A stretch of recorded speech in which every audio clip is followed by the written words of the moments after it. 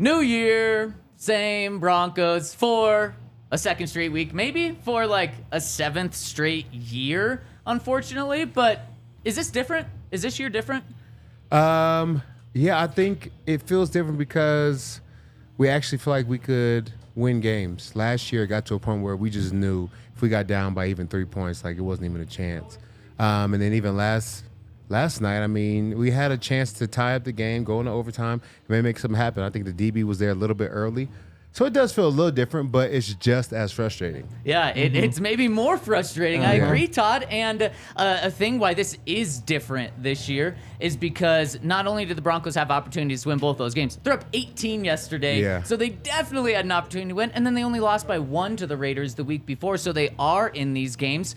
And another reason why it's different, they're losing these games in completely different ways. I mean, 17-16 loss at home, and then 35-33 loss. It's like when the defense, I know the defense wasn't great in week 1, and we're going to get into this, but when the defense holds the team to 17 points, the offense only puts up 16. That's frustrating. But then it's even more frustrating when you compound it that the offense puts up 33 points or 21 points in the first, 20 minutes of the game? And then they still lose because they give up 35 points. It's so frustrating. And Henry, we haven't talked to you yet since the game. Initial thoughts. How you feeling? Well, I mean, not great. I wrote this last night, but for the last 2-3 years, what every Broncos fan was saying was, at least entertain me. Like, this is bad and it's boring and I don't want to see it. At least entertain me. And so, congrats. You got the entertaining game last night and it doesn't feel any better. Like, the problem isn't how you play. It's just whether you win or whether you lose. Yeah. And now you've just lost in a different way. Guess what? Probably feels worse than it felt before. Man, I got to disagree a little bit there because I don't think this... Blowing a 21-3 lead? That's terrible. It was absolutely terrible. I just don't think it was necessarily an entertaining game. I think for the first 20 minutes of the game, it was extremely entertaining, especially if you're a Broncos fan. Up 21-3, 3 straight touchdown drives, and then Sam Howell and the Commanders' offense isn't able to do anything. That was very entertaining. But then the game completely fell off for the Broncos and was bad and as boring as can be for the next 25 minutes of football. The Broncos did absolutely nothing on offense, and on defense, they did absolutely nothing in terms of stopping the Commanders, and then it was only entertaining again for the last 5 minutes of the game, and I think fans actually showed that by the second to last drive when there's 7 minutes left and the Broncos are driving down 11, so it doesn't look probable, but it's not like they're down 3 scores with 7 minutes left. There's still a chance. Half the stadium was gone. Yeah. And I think that was the fans saying, no, this is bad, boring, I hate it. Yeah. I totally disagree. I mean, that game was chaos. Like, they had a 95% chance to win from the FPI. 11 minutes later, they're supposed to lose. That goes all the way to 99% the other way, 99 something crazy. Then you hit the Hail Mary to send it all the way back. You lose on the controversial 2-point conversion. That is incredibly entertaining. Mike, I don't know. We just don't see eye to eye on that one. It was I feel like I may agree with Zach on this one. It was entertaining to start. And then it felt like our controller died. We were playing Madden, our controller died for 2.5 quarters. In the last second, we plugged it back in, made it a miraculous play. But really, it felt like there was no way we were going to win that game. Down 11 points with 7 minutes left. It felt like the game was over. So at the end, it was entertaining, but I don't say the whole game through, I didn't feel like it was a good game. That's really similar to what Mike McGlinchey said after the game when he said, yeah, we just kind of stalled out there in the second quarter, and it just took us way too long to get back on track. We just kept screwing up with the changes, or somebody would miss an assignment, or there'd be a penalty, and when you stall out, that's fine. It happens. Teams don't always play their best. Next drive, you got to bounce right back. Just kind of lined up with the controller dying. Yeah. This is so discouraging to me, just how the offense died after these first 3 drives, because first 3 drives, 3 touchdowns. Phenomenal. I mean, it had been a long time since the Broncos had back-to-back games where they scored on their opening drive. They did it. So it's like, okay, we're seeing flashes. And then we see more than flashes. 3 straight drives with the touchdown, big plays left and right. We're seeing Jaleel McLaughlin take a sweep to the house for 5 yards. It's like, man, everything's working no matter who it is. And then after that, the Broncos' next 6 drives were beyond disastrous. They had 46 total yards in these 6 drives. A fumble, an interception, 3 punts, and 1 field goal. 6 drives, 1 field goal, especially coming off 3 straight touchdown drives, and 4 first downs. That spanned 2 quarters. And that's why, Henry, there certainly were entertaining moments of this game, but for 2 full quarters, you are just non-existent on the offensive side of the ball. So on one hand, there's definitely been encouraging things, specifically with the offense through the first 2 weeks. The offense was one of the most efficient when you boil it down to points per possession in that first game. They were one of the most efficient in the NFL. Although only scoring 16 points, you don't take it. But there's encouraging signs there. Yeah. Not many encouraging signs with the offense over the past many years, so you'll take it. Yep. And then yesterday, 21 points in the first 20 minutes. Oh my gosh, as encouraging as can be. And then if you really want to be encouraged, you can say, they put up 33 points. 9 of those really happen in garbage time. At least that Hail Mary is in garbage time. But still, I mean... That's not garbage time. They had a chance to send it to overtime. The Hail Mary? No, that's not garbage time at all. Oh, the game's on the line. You have a 50-50 chance of winning the game after that. That's not garbage time. It was luck. I feel like that It was definitely time luck. for sure. Yeah. It's not garbage time, though, because the game's still relevant. So you think those 33 points were legit? What 3 points? 33 points that the Broncos 33? scored. Do you think those were legit 33 points? They're on the scoreboard. Like, there's no other way to talk about legit points, I don't think. Like, if you score 33, you score 33. It's pretty straightforward. I don't think so. Okay. I don't think the offense played to a 33-point performance yesterday. They did. I think they played a 33-point performance. It just was such a lull in the middle of it because coming out to that fast start like you're talking about with 3 touchdowns and 21 points before the second quarter is even over, like that is going to lead to a 33-point game. So I think they did enough to be able to win the game and score 33 points. My problem is, and what I'm seeing is, the offense looks great for the scripted 15 plays, like the plays that everybody knows that we're about to run. True. Russ has seen it 10 times before he even takes the snap. The offensive line has seen it. The running backs have seen it. Everybody's prepared for those 15 plays, and it looks really crisp. But as they move away from those plays and start calling the offense as a whole, it seems like things start to shut down. Like, people don't know their assignment as well. The O-line isn't blocking as crisply. Russ isn't making the right reads as fast. I think they're going into this kind of mode where they're unsure instead of being super sure about the 15 plays that they know that they're going to get to start the game. Spot on. 100% spot on, Todd. And you can look just by touchdowns and opening drives on both of those games where it's scripted. And then you can look as the game unfolds. And I asked Sean pointed to the lack of communication on offense and how it was messy. And so I asked about it specifically for that second to last drive where they started with 7 minutes and then they don't kick a field goal until after the 2-minute warning. And they were moving so slow and you have to take a timeout. Guys are coming in and off the field slowly. They're huddling up when you really need no huddle. Yep. And I asked him about that communication, what was going on. He said, it wasn't just that drive. It was throughout the entire game. And we saw it over and over again. Like, they're calling the timeouts. Like, receivers are lining up, and they're just, like, looking around, trying to figure out what's going on. Like, it was pretty obvious, too. And when did that happen?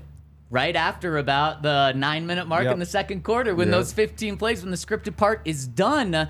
And you're not going to be able to script 65 plays of a game. Exactly. So once everything they practice in the week, once that goes away and people don't know what's happening, it's not just Russ not knowing what's happening. It's not just Sean having some communication issues with Russ getting the plays in. It's people don't know who's supposed to be on the field. I mean, the Broncos had to burn a timeout many times in the first half. I don't mind that, but Sean after the game said we burned way too many timeouts in the first half having to deal with this stuff.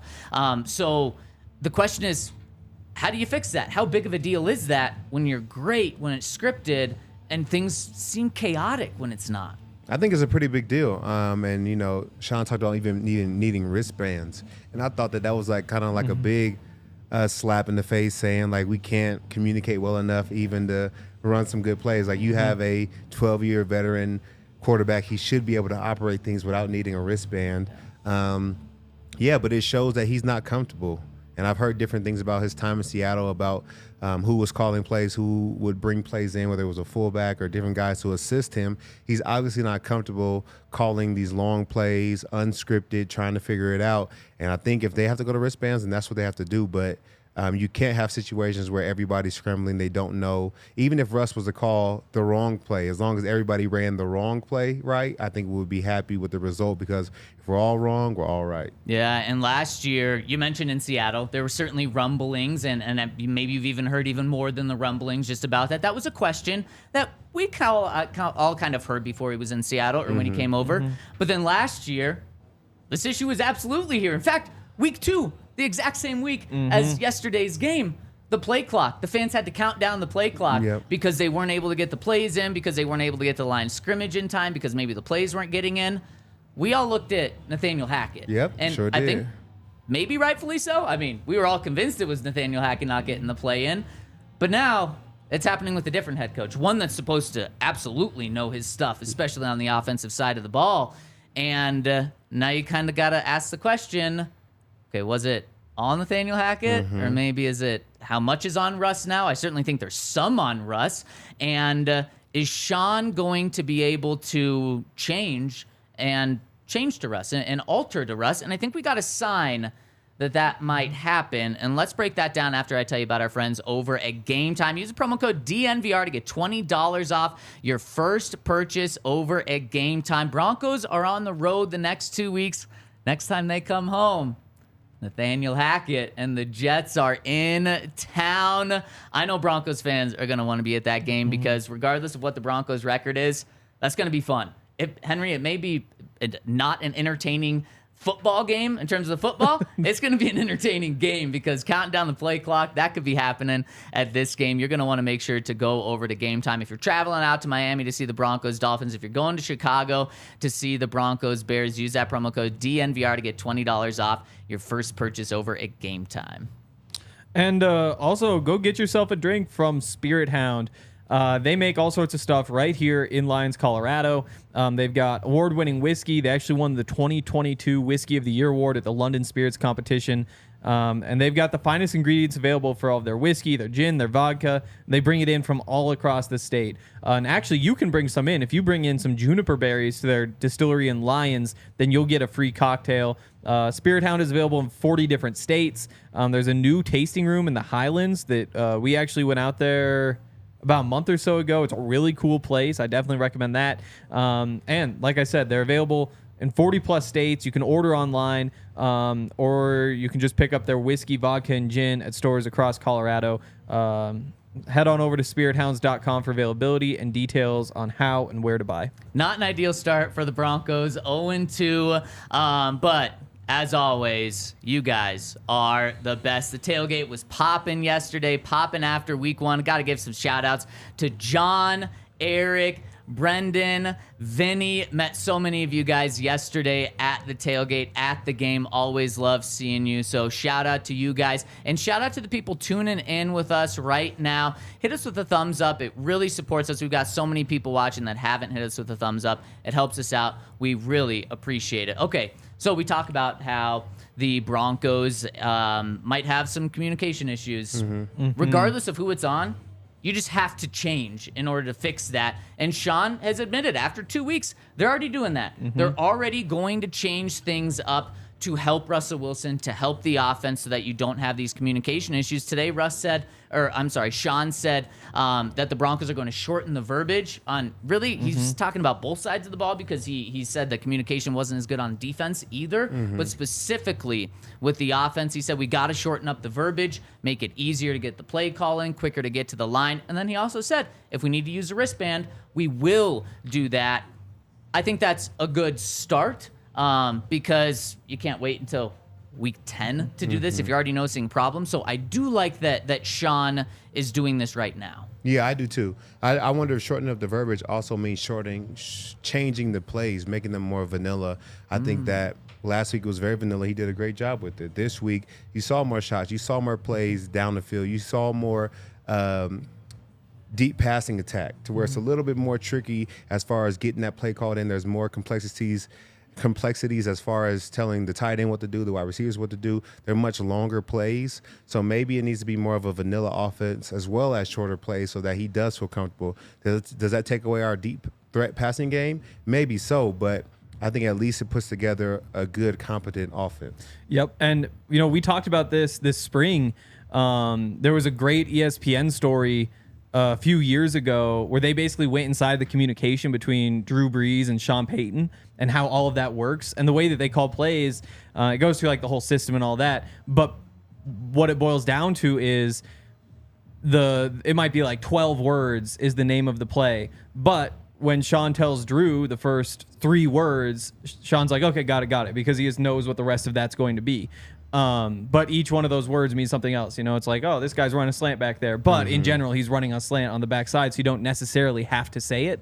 The key is, and this is what we were talking about, is how much of this do you put on Russ and how much do you put on the rest of the team? Because if you tell Russ, just read like these 7-8 words, and that explains, like, that is the name of the play. There's no other play that could be confused with. It just doesn't give Brandon Johnson all the details. Like, you're not telling Brandon Johnson he's running a slant on the backside. He just needs to know that because that's what always happens on that play. And so, when he says shortening the play calls, who knows how much you take out, and maybe it's taking protections away a little bit. You trust the offensive line to know. Maybe it's who knows what it's going to be, but that must be where things are breaking down. And if they're going to shorten them, then that means they're asking other people to kind of pick up that slack because they don't trust Russ to get it all out and speak it clearly. It's and that could be dangerous on its own. Oh, definitely. But clearly something needs to change right now. So I'm encouraged that Sean is taking a step to do this in week 2 instead of waiting. But I'm really discouraged because how did they not know this? They had to. This is the most basic thing in training camp. To my eyes, when they were running the 2-minute drill, it looked like everything was going smoothly. But I don't think everything goes smoothly for 6 weeks of training camp and preseason. And then all of a sudden it just falls apart in week 1 and week 2. There had to be signs of this. And to me, that's why, once again, the biggest reason for the Broncos 0-2 start is coaching, specifically with Sean Payton. And to me, it's just, that is one thing. If you would have told me the Broncos are going to be 0-2 to start the season, I would have said you're a liar. And then if you would have said it's going to be because of Sean Payton, I would have said no way at all. But once again, not just yesterday, but kind of taking a step back at this entire season, I think Sean Payton has let down this team a lot so far, and he's even one to admit it. Last night in the post-game press conference, he was putting blame on everyone. He went after the quarterback. He went after the defense. He said the offense was slow with communication. The defense played poor. Russ has to be sharper getting the call out. He said, we have to be better, and I have to be better. And that, to me, I think speaks volumes when he's putting it on himself. But to me, for just a second straight week, it's just like, man, Sean's letting this team down. Now, I think the encouraging thing for me, I trust Sean of literally anyone. If I was putting blame on anyone else, I wouldn't feel as comfortable to say that they could turn it around. I do think Sean is going to turn it around. I don't think Sean is all of a sudden a bad coach. Maybe he needed a couple of games because he missed all of last year. Maybe he needed a couple of games to get his feet back under him. So I trust Sean turning it around, but I think he's the biggest reason why the Broncos are 0-2. I have to disagree. I think it's execution. I think you can look at the game plan both offensively and defensively and see where there's good plays called and guys just aren't there to execute. And even with Russ, you talk about how training camp, they should have seen signs maybe of his inability to call plays and get people lined up. Well, practice, 99% of it's scripted, so he's looking at the script before we even go out there and just running the plays. He know what's the third play in the third period. Like, he knows that before he even steps on the field. Same thing with the 2-minute drill. It's a very condensed formula or set of play calls that they're going to call in 2-minute drill. And it should be the same kind of in the game. So if he was executing, it didn't seem like there was a lot of big miscommunications in practice. I feel like we were out there a lot and it seemed pretty crisp. So maybe it is a game time pressure situation thing where Russ is kind of having trouble with the lights on and everybody's, tired and panicking, and he can't seem to get everybody lined up and ready to go. So I think that's, once again, execution. You look at the O-line blocking. You look at 7 sacks last week. That's not game plan. That's just you not being able to stay on your block one-on-one and be able to block somebody up. And you see Russ fumbling the ball, trying to press. That's execution. He should have threw that ball away and never been in that position. The out route that Courtland should have ran, or the goal that he did run, that's a miscommunication between him and Russ. None of those are bad play calls. None of that is bad coaching. I think that's guys not executing. So then, can I boil it down to saying that just the talent isn't there? Is that fair? I think we saw some talent, though. Yeah. Yeah, those guys made plays. Marvin Mims went crazy. Those running backs look legit. The offensive line looks for real. I mean, every team in the NFL has some players. Yes. It's not that the Broncos don't have any talent, but I mean, when you say execution, they have more talent than the Commanders. I think. I just feel like I don't want to say coaching again. We said coaching last year. Yeah. And we're starting to see signs that maybe it wasn't all Nathaniel Hackett. Like, they couldn't get the plays off last year. They couldn't get it this year. Yeah. That's we can't just say it was coaching 2 years in a row, especially with a Super Bowl winning, longtime head coach, veteran. Like, I don't want to put it on coaching anymore. I want to see guys execute and step up to the plate. Yeah, I don't have much of an issue with the coaching either at this point. Well, I think, it's just the penalties to me. Like, the penalty, obviously, you're leading the league in penalties. I guess you're leading the league. You are? Yep. Okay, I checked before Sunday Night Football yesterday, so I realized it could have changed. But yeah, so you're leading the league in penalties. Again, is that coaching? Could they coach it out?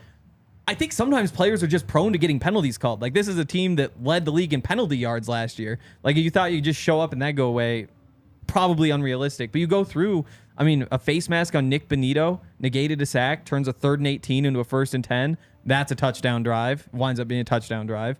Incoom was offsides. That's the free play before halftime where they picked up a 25-yard gain, kicked a field goal as time expired. The pass interference on Pat turned a 2nd and 15 into a 1st down. They scored a touchdown a couple plays later. Fabian Moreau negated a 3rd down sack, would have gotten off the field. Instead, they go down the field and score a touchdown. That's 21. That's 24 points that came after pretty important penalties. 2 of those drives might not be over, but they're pretty close. And it's just over and over and over that they're getting called for these penalties.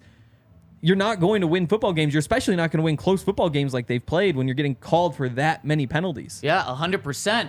Last year, penalties were blamed on the coaching staff. So that's just, I put, if we want to be consistent in how we look at this, that does go under coaching. And Todd, maybe it's more on players and you would have better insight to me, but penalties are just something where from an outsider, it's head scratching how it happens, especially now 2 different coaching staffs. So maybe that kind of shows that maybe it's not all on coaching. But this offseason, Sean Payton, not so slyly, kind of just said how they were going to be much better at penalties because of the new coaching staff here. Yeah. And Sean's pissed about it too. When he talked to the media this morning, he didn't hold back at all. He said, we lead the league in penalties, where we have the most defensive penalties. That has to change. And so to me right now, that's just why I'm still putting that under coaching, is just because we did it all of last year. Yep. So that's another reason why I'm just frustrated with the coaching. And then another thing, just when it comes to game plan, I was asking for more Marvin Mims. I think we all were, especially with explosive plays. And we got less Marvin Mims this week. Crazy enough. He played 17 snaps in week 1. He played 16 snaps in week 2. And he did as much as he could. 2 catches on 2 targets, 113 yards. I just don't know if the Broncos, clearly the big play was crucial in those 3 touchdown drives, at least in 2 of the 3 touchdown drives. How, when you're struggling in those 6, do you not just throw up another deep one to Marvin? He's clearly that guy. He was hot. He was feeling it. I'm just scratching my head because Jaleel McLaughlin plays 4 plays. He has a touchdown. Or 3 plays. He has a touchdown, and his only run. Now, was it like an incredible 55-yard? No, it was a 5-yard run. But still, he's electric when he has the ball in his hands, and he did everything he could on the one play. How is he only getting 1 carry when this offense is just getting crushed? The first 2 plays, the first 2 running plays that Javonte Williams had, 24 yards. His final 10 carries, 20 yards. At what point do you take Javonte out not for the whole game, but just for a couple of plays and give Jaleel a shot. To me, it's just like, man, there's thing after thing after thing, specifically with the offense design and how you're handling things that I'm just left scratching my head after these first 2 weeks. I mean, Javonte, you got to get him the ball. Like, to me, if I was making a game plan, I probably wouldn't even give the ball to Jaleel at any point. You would have handed it off to Javonte for 11th time? And just 13th. If there was one more, I would have said do it again. And I would be willing to give some to Samaje too, but he was doing most of his work in the passing game. Yeah. Like, I don't have issues with them feeding Javonte. Like, that's honestly where I think the offense should start. And I don't think you can just punt because it's not going well. Man, but just with this defense, we talked about it all week. You're going to have to get on the outside to win with this defensive front. And crazy enough, the first half, Broncos were averaging almost 6 yards per carry, specifically those first 20 minutes of the game. The Broncos' offensive line was doing work against the Commanders' front seven. It was like, whoa, this Broncos' offensive line is good. Yep. But then something clicked with the Commanders. I don't know if it was Ron Rivera, Jack Del Rio getting into those guys, but then they looked like that front four specifically.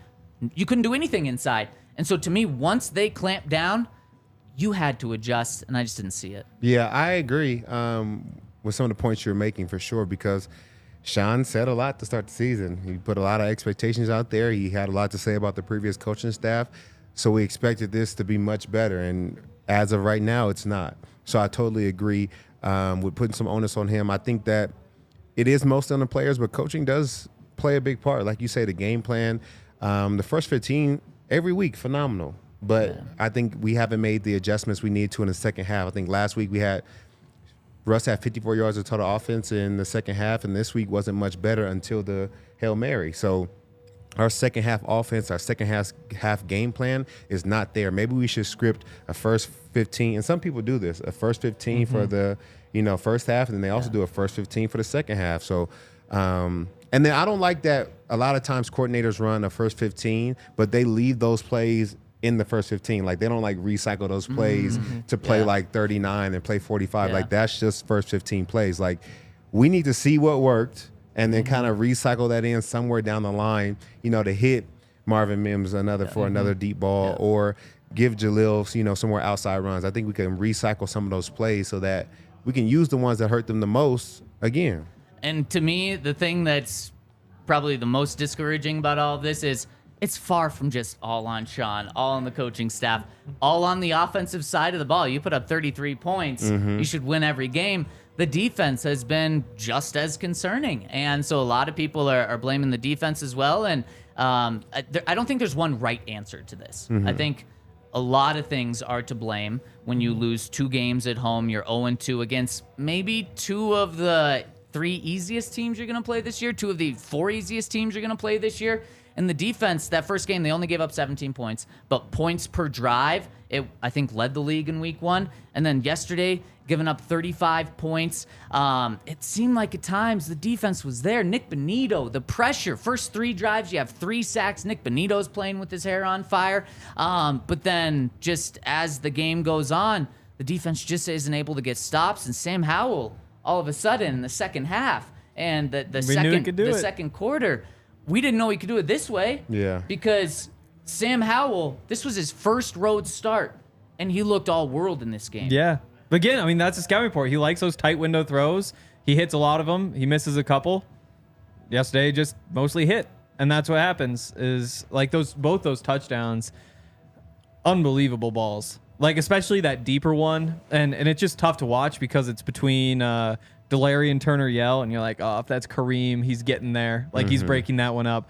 And I forget who the cornerback, it might have been Damari on that side. Was it Damari? Yeah. Yeah, and you're just like, if that's Justin and Pat, obviously that's not getting caught. But when it's Damari and Delary, it's like Damari and Kareem gets it done. Kareem and Jaquan gets it done. It's just like, you just need a little bit more juice there. Are you taking blame off the defense? That's what it feels like. I don't think so. I think the reason that they're in a tough spot, I think the reason they're 0-2 is just mostly defensive penalties. Like, that's, to me, has been the issue. I think that a lot of onus needs to be placed on the defense. They're not playing the brand of Broncos football that we expect them to. And I think you talked about sacks in the early parts of this game, what we gained in pressure on the quarterback, we lost in the run game.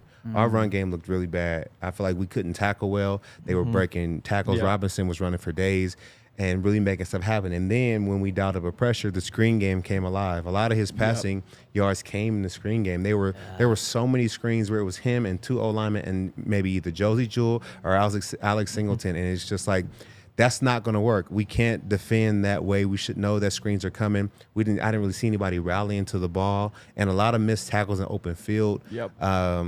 Yeah, I think it was poor execution, and sometimes it was the Broncos defense getting out-coached, like on some of those screen calls. Like Eric Bieniemy knew exactly when to call a screen. He knew it was going to be an all-out blitz, zero coverage, and he was able to get the ball out. So that was tough, yeah. The defense, and they need to step up, man. Man, those screens were killer. It was why, I mean, Todd, you said it correct perfectly. I mean, it was just like when he caught the ball, everyone knew this was going to be a massive play. And Josie, Alex, I think they might have both missed open field tackles, but when it's you and 2 blockers and 20 yards of no one else, that's really, really difficult to make an open field tackle. Tough. So, Super tough. It doesn't look good when you miss that open field tackle, but also like something else is breaking down other than just that one player, because it's inexcusable. And I have to imagine that every team's going to see that moving forward and try to get that on you.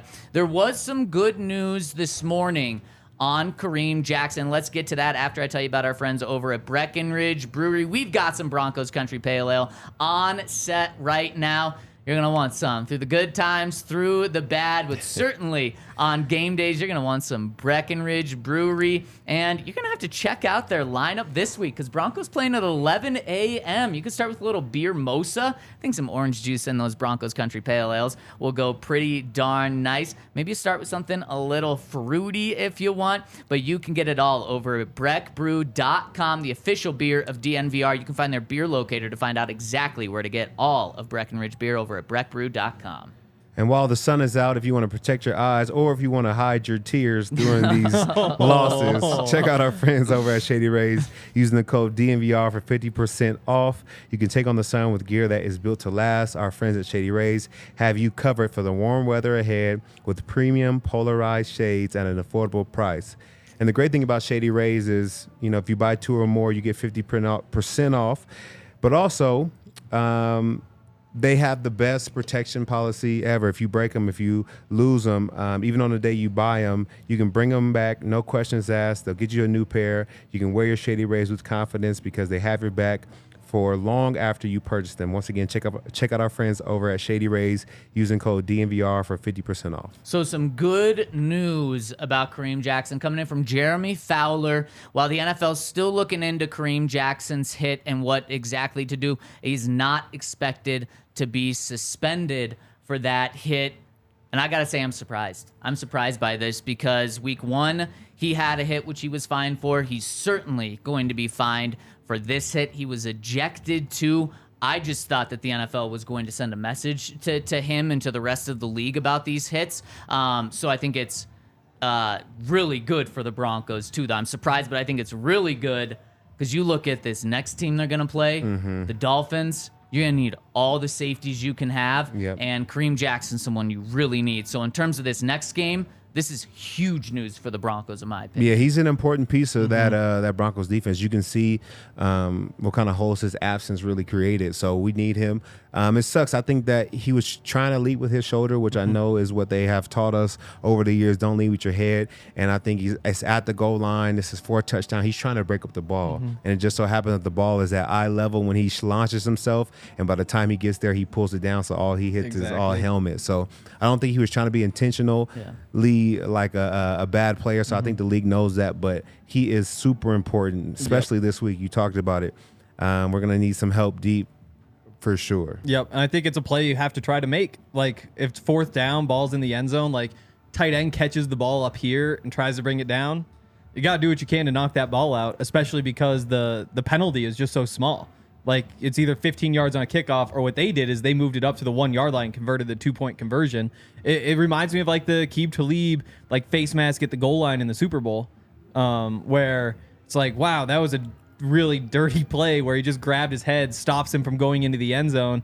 And it's like, well, the penalty is only 1 yard. So it's actually like a super heads up play. Like, it makes a lot of sense. The other thing with Kareem is that he got kicked out of the game. And so there's your real penalty because that's one of their best defensive players. I think week 1, Alex was probably the best, but he's right up there. Like, he is playing great football. It's just a shame he wasn't out there. I mean, that's probably why he's not being suspended, is because he was ejected from the game, and the NFL saying that was his punishment. But I couldn't disagree more, Henry. The 2 penalties didn't cost the Broncos the game, but the first penalty that he had against the Raiders that ended the game. Now, Broncos, I'm not saying they win if he doesn't commit that penalty, but that gives the Raiders the first down, keeps the clock going. Broncos aren't able to get off the field. That's a huge penalty. You can't do that.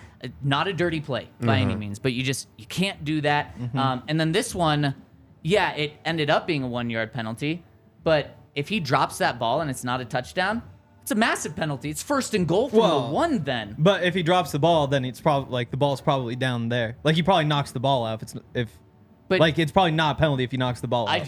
It's a huge penalty because if he drops it, and let's say he didn't go high and he drops it somehow else and there's no penalty, then it's the Broncos' ball. And that's 8 points off of the board. That's if he doesn't make that hit. Kareem for me, the big issue is that hit was he went high.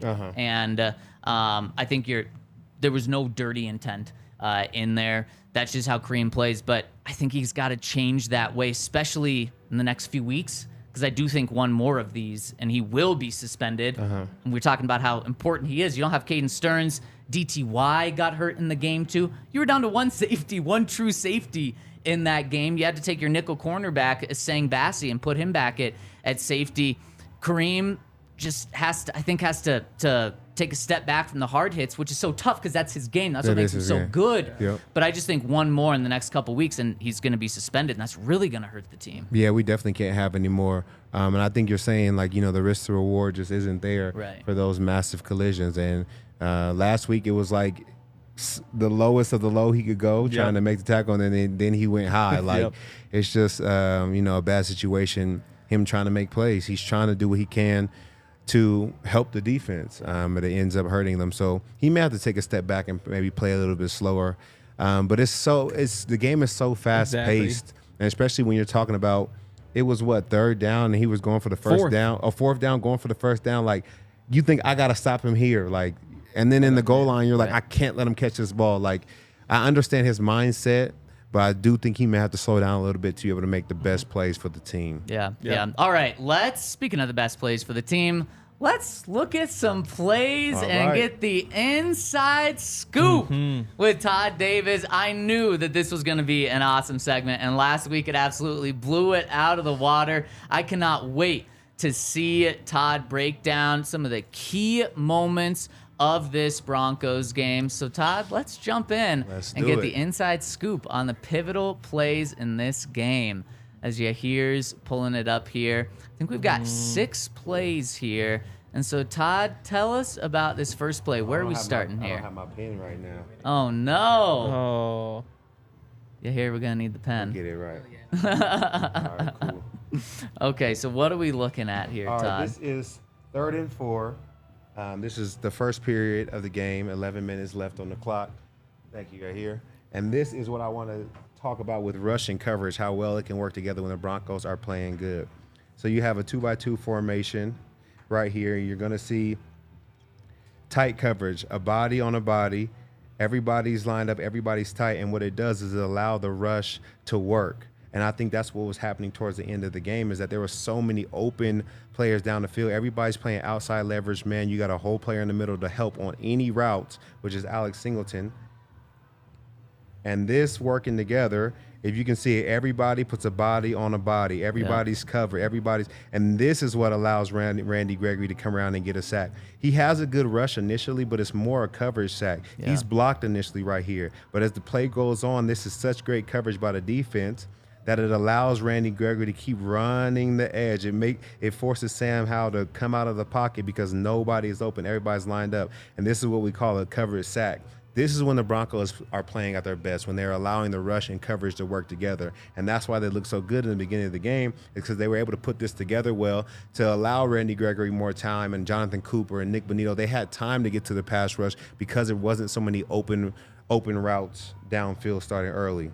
All right, this is another play. This is the first touchdown for McLaughlin. This is 2nd and 2. And I just like this play a lot because it is perfectly blocked up. You see a hat on a hat with every offensive lineman. You see a great pull by Bowles to come and get a block. Courtland Sutton, my bad, Bowles is coming out here. Courtland Sutton gets a hat on a hat. Blocked by Bowles, block. This is perfect blocking. This is exactly how you design the play. And I think that, yes, we want McLaughlin to get in, but I think Javonte scores here, Samaje scores here. I don't think you can stop anybody on a hole like this. Look at this. Would I score? No, this tackle. Anybody but you. This is TFL.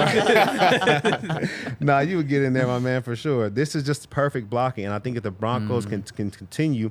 You talked about the offensive line coming out firing. They came out firing to start the game. Yes, they did. I don't know what happened at halftime that changed it around, but this is great blocking by the O-line. Hat on a hat. Everybody's blocked up. That allows for McLaughlin to get his first TD of his NFL career, and it did look spectacular. And one of the things that we know this offensive line is athletic. From Garrett Bowles to Mike McGlinchey, both sides, these guys can move, and clearly they showed it on this play. And 95% of untouched touchdowns are because of blocking. Exactly. He was untouched. So you're right. Any running back could have got that. Yeah, it was a great job blocking by the offensive line and a great scheme. And that's where we go back to, if you execute the play well, like right here, Garrett Bowles could have easily missed this block or got a holding penalty for, pulling the guy around, or Courtland misses this block. That's just bad execution. Now we're talking about a tackle and they don't get the touchdown, but it wasn't a bad play call. Right. You know what I'm saying? Right. Yep. Mm-hmm. So this right here is my man Rush. You got 2x2 formation.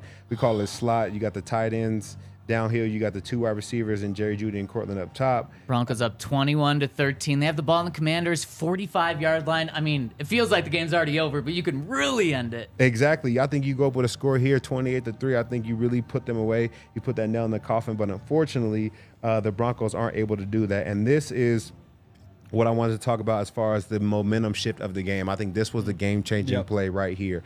You see a body on a body here. They're playing good defense, and Russ doesn't feel like he has time.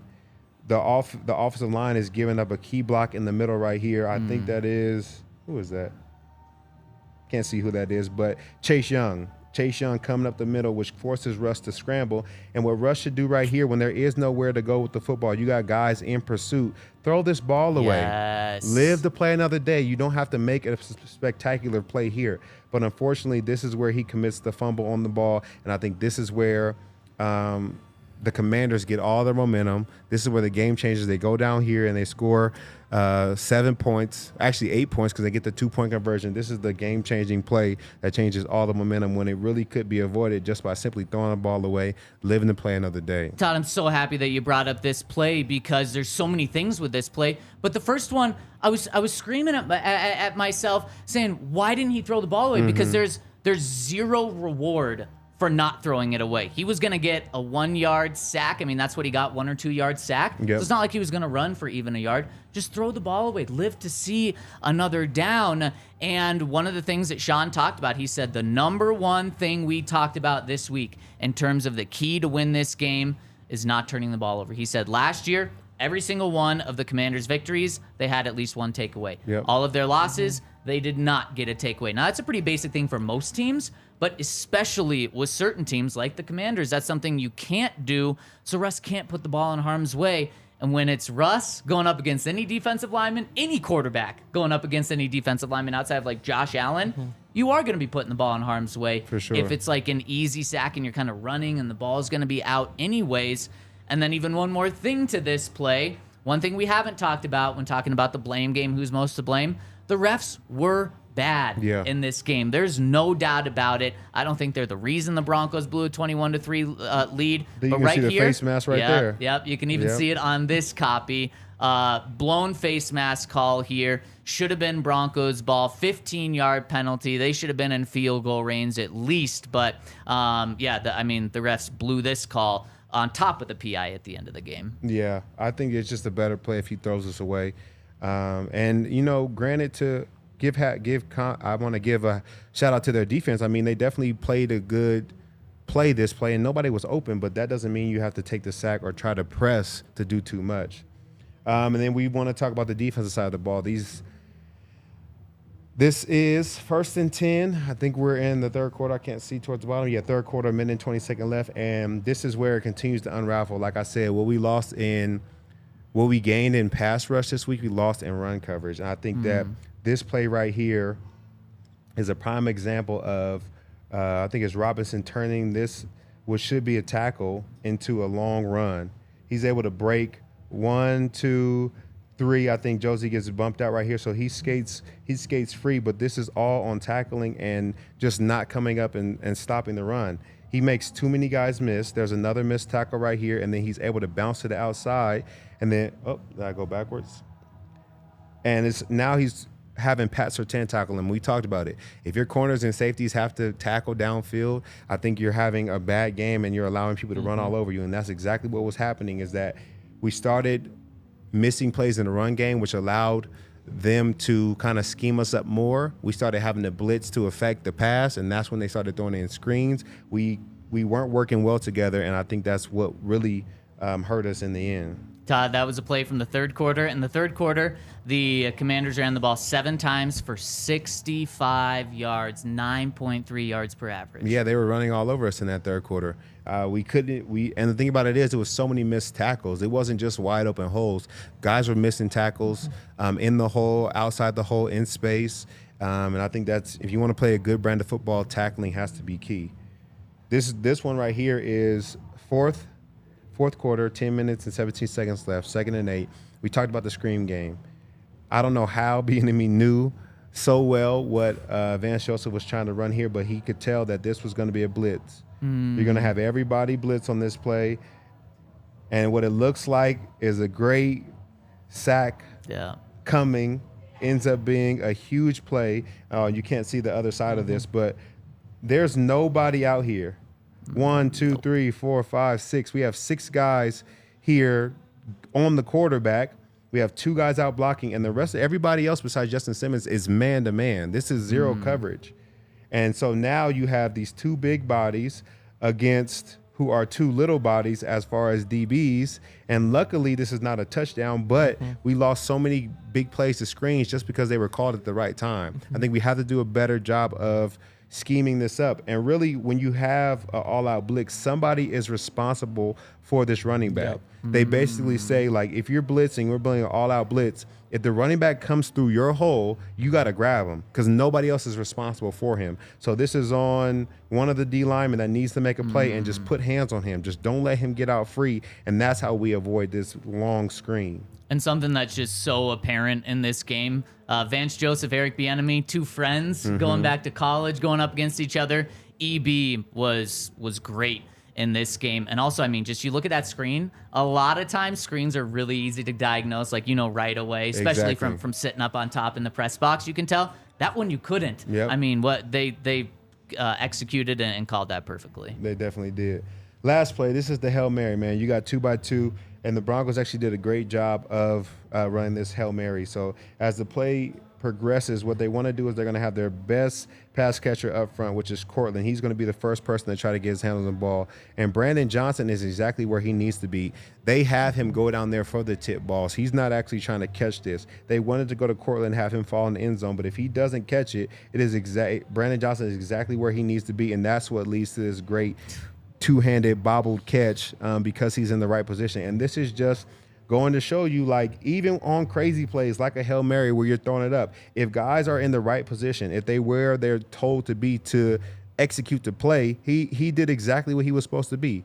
On the goal line, and he's looking for the tip ball. He's not jumping to catch it because it's not his ball. It's not his play to make. Look for the tip. That's what they're telling him. And this is just when a great play is executed, this is the result you're going to get. And so I love to talk about guys not doing their or bad coaching, but we also have to talk about guys not executing. This is a well-executed play, and we saw a lot of plays that weren't well executed. Man, it's called the Hail Mary because you're throwing up a prayer, and it's incredible. It's such a bummer that, like, this prayer didn't come out to actually, like, at the end turn into a win, because you're not going to get too many of these breaks go your way. But this is, Todd, I'm so happy you broke this one down, because Hail Marys aren't just like, okay, everyone gather together and let's hope someone comes down with it. There was strategy involved, and it worked. Yep, it did work. We've had a chance.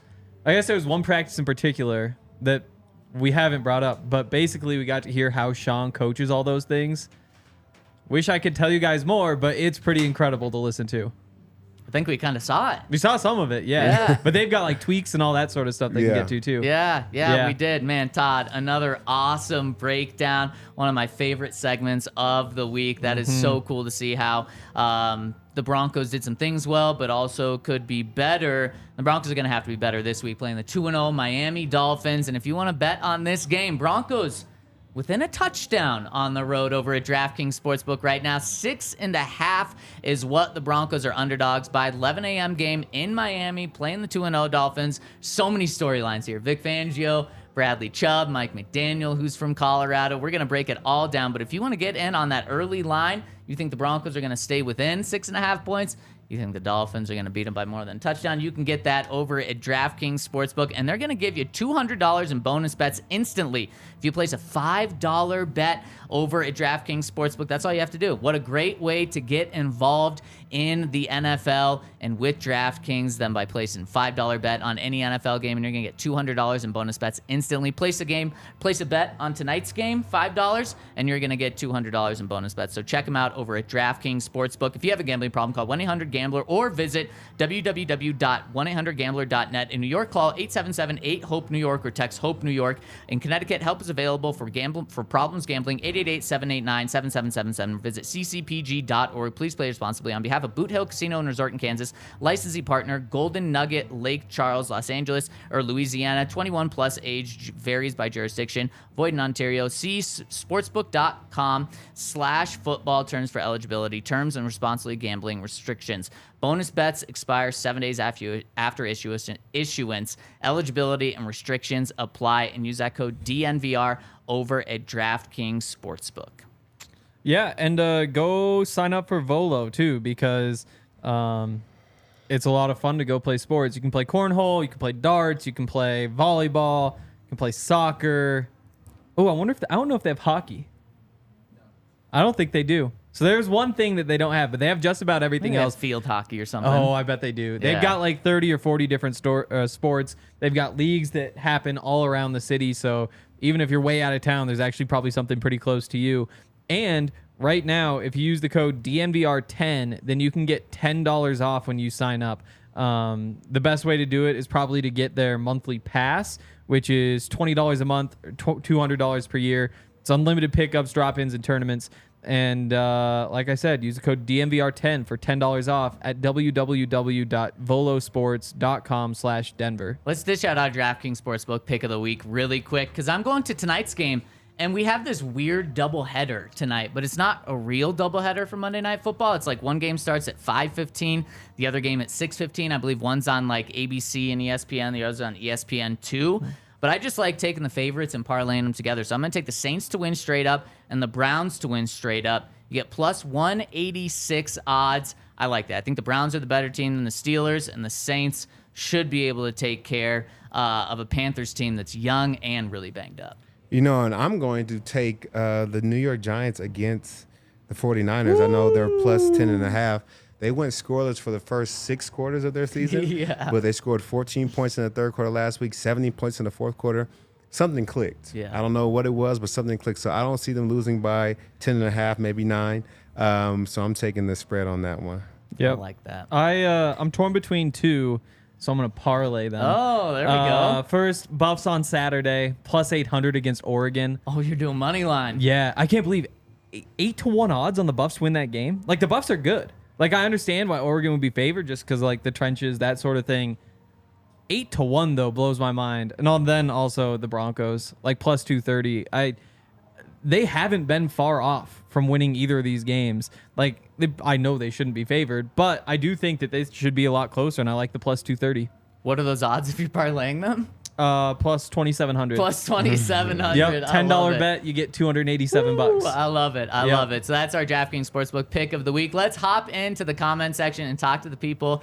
We got a lot of super chats coming in. Chris Peters says, my blame pie goes 35% to Russ, 35% to the defense, and 30% to coaching. Spreading out the blame there. Spreading it around. Yeah. No problem with the special teams. Hey, that's the only problem that Sean didn't have an issue with last night either. He said the offense was bad, the defense was bad. He harped on both throughout his press conference, and then just threw in actually the kicking game was good. Yeah. Maybe it's because he had to give some love to Will Lutz after maybe week one was more so on Will Lutz than anyone else. Yes, for sure. Next one from Elliot says, will we make changes to our secondary at all? No. What changes can you make? I guess Riley Moss instead of Damari Mathis. I guess you could do that, but Riley Moss was inactive yesterday. I don't think it's because he's bad. I think it's because he's young and still needs more time. But he was a healthy scratch. That shows that he's not like a play away from becoming the starter. Yeah, I think it's going to take more time, and he's young. And I feel like they still trust Damari more. I know he's not having the best first two games. But last year he really bounced back, and even in camp he looked pretty promising. Everybody I always see, I feel like you guys always want the young guys to play. Like the young guys are the best. Yeah. But, I think they have their best chance of winning out there right now. So I don't know who we will kind of change up or bring in to make the situation better. So you talk about young guys. Does Drew Sanders need more playing time? Week 1, 0 plays on defense. Week 2, 4 plays, had a sack that was negated by a penalty. Should he see more, or are Broncos okay there? Well, last week I said no because the Broncos look pretty solid overall, but now I feel like the run game is kind of lacking. So we may need to do some things to shore up our run and screen defense. So maybe we would benefit to having him on the field a little bit more. I think the tough part, though, is that, when they're missing assignments and, not reading the screen, I'm not sure a rookie helps with that stuff. Because, again, you're probably taking Josie or Alex off the field. I still like their chances better. I do like that they used him in those rush packages. And it was... He had the one good play. And it was kind of because of it was more of a coverage sack than anything, but it's nice to give him some reps there. Yeah. Yeah, but I think our lack of depth at DB, if we can run more cover 2, cover 3, and just leave him in a hook or a curl, you can have 3 linebackers out there and do that and still cover effectively, especially with somebody who's a good coverage linebacker. Maybe he's able to get his hands on a wide receiver, disrupt them, or play a little bit more cover 2. That's what the Cardinals did with Vance Joseph and Isaiah Simmons last year. Move him to the slot, sort of. Yeah. Play that college position like the star backer. Yeah. That might Cardinals be a lot fans to hated put it. That might be a lot to put on Drew Sanders in 1 week, but I would like to see playmakers on the field more. Greg S. says, my optimism might be forced because I'll be in Miami, but our offense looks good. Javonte looks healthy. Our defense is still the same defense, just had a lot of missed tackles. Lower expectations. Vance's pass rush needs work. Todd, what's the key to getting the pass rush going consistently? Because 3 sacks in the first 3 drives, and then it really fell off. Yeah, you got to be able to stop the run. If you don't stop the run, then you can never convert to pass. Guys and teams are going to continue to run the ball if it's working for them successfully. So we have to be able to have a lead, which we did, which is why we had more sacks in this game. But then when teams decide to run the ball, we have to be able to stop them so that we can have creative pass rush games.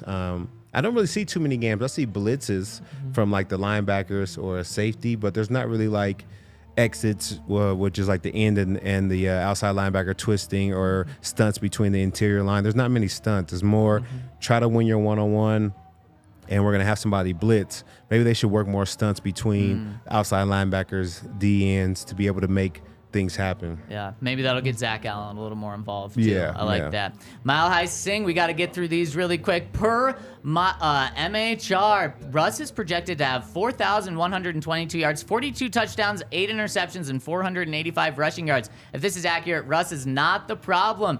Defense is the problem and has to be better. That's why we can't just be giving out stats. It's not just touchdown interception ratio. I was going to say, and that's why if you look at the 17 points week 1 that the Broncos gave up, the defense was great. The offense was awful, only scoring 16 points. You look at some more advanced stats, maybe that wasn't fully the case. And then yesterday, again, Broncos put up 33 points on the surface. Oh my gosh, that's incredible. you go 2 quarters of nothing with 2 turnovers. That's not acceptable. Yeah, I think onus does have to be placed on the defense a little bit. But Russ's, I think, 2 turnovers really changed the momentum of the game. Yep. That's not to say the defense can't come up with a stop there. Like, there's nothing wrong with, Russ messing up and having 1 interception. Like, the defense can go and get a 3 and out or get the ball back. And I didn't see them stop at any time. But once again, kind of went back to Russ, his turnovers kind of changed the momentum of the game. But he is playing well for the most part. Yeah. I do like this side of Russ that I'm seeing.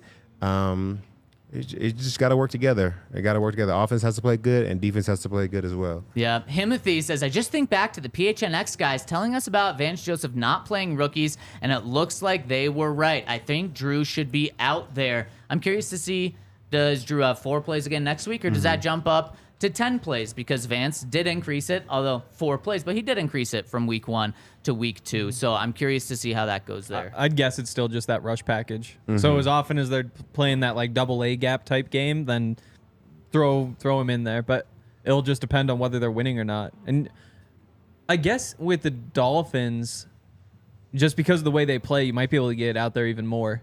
Just because there's going to be so much shotgun, they want to go deep. Right. I'm not sure how that plays out, but I'd expect you to see more pass rushes or more of that package. Fair. And last question coming in from Chop says, a big problem is Vance Joseph. We need a new defensive coordinator. Certainly there's things on offense, defense, special teams, coaching personnel that need to be better. Yeah. A lot better. Probably every single thing I just mentioned needs to be better. But in week 2, they're not thinking of making any changes in terms of like cutting guys, in terms of firing guys. If things continue to go this way, then those conversations unfortunately will pop up. If you're 1-9 through 10 games, like a nightmare situation. But right now, they're not there yet. Sean Payton, like I've had no problem putting a lot of blame on him. Just because he struggled the first 2 weeks doesn't mean that he's done and doomed. I still think he's going to turn it around. So if you're giving that to Sean, I think Vance also deserves a little bit of a leash to say, let's see if he can turn it around. And we certainly will be here to see if it turns around or not. And we didn't talk all too much about Russ because we've saving that for tomorrow. There's a very interesting dynamic going on right now between Russ and Sean Payton. We're going to dive into that with our guy Jimmy Palmtrees tomorrow. So stay tuned to the pod. We'll be going live at 11 a.m. tomorrow. Thank you so much for rolling with us. Have a great Monday. Enjoy doubleheader of Monday Night Football. We'll see you.